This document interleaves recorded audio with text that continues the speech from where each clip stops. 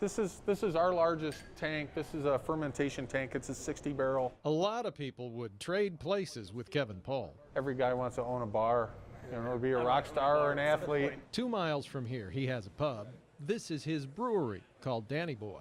Paul opened this less than a year ago, and neither was part of his personal business plan, not at first. Well, you have to grow up and have a job, right? So while he oversees the creations at Danny Boy, brewing beer and serving it is not what drives him. it's more of the management consulting side. It's really kind of that strategic consulting aspect. That comes from here, from Paul's Blue Horseshoe Solutions, also in Carmel.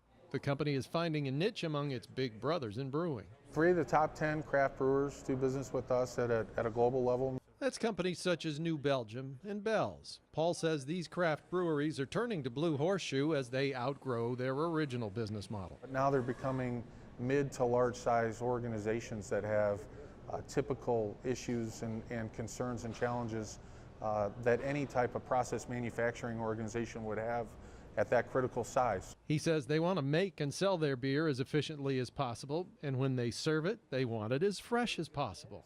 Fresh, local, is obviously the ideal concept, and that's why craft is taking off. Paul says the Blue Horseshoe side of his life helps his clients manage their operations from their ingredients all the way to the tap.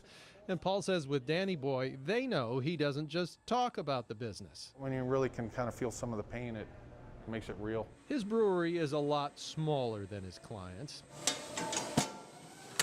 and his does a lot more by hand than theirs. But with his interest in software and strategy, he still enjoys helping them grow. I'm not a chef, and I'm not into necessarily brewing beer every day, although it's fun. It's always been about the customer for me.